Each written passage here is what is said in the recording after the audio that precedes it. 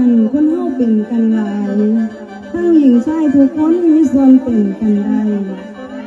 คันบ่คุ้มเอาไว้สิกลายเป็นแนวอื่น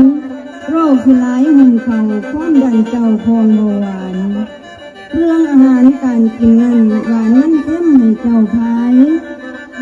โรคบ่มากล่ำกลายหายจากพวกหมู่เจ้าซึ่งเฮานั้นสิอยู่ดีมีสุรายาสูบนั่งพากันเหินหางให้เจ้าเดินเจ้าย่างออกกำลังกายไว้คันทำได้โรคห่างเหินพี่น้องเอ้ยพี่น้องเอ้ย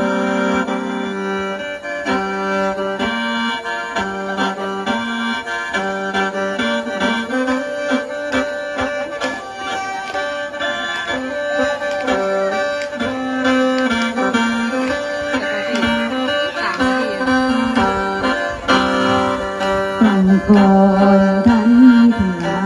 ยฟังลายเป็นคำกลอนพอเป็นอุทาหรณ์ให้สังวรเรื่องไทยสังวรเรื่องไทยจะได้กลายเป็นเรา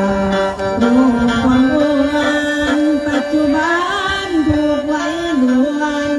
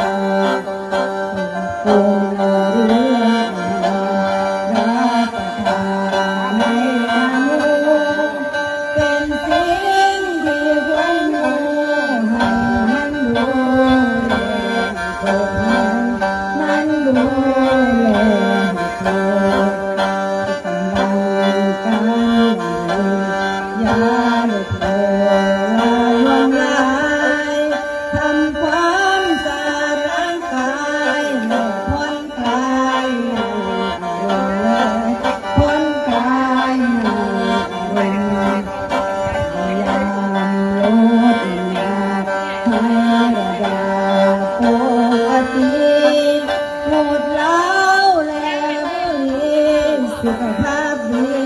จะตนาสุขภาพดีจะตนาไม่เลิกลาแล้วไปลาพอกันไหมขอให้สุขสบายอันโรคภัยหมดโรคภัยหมด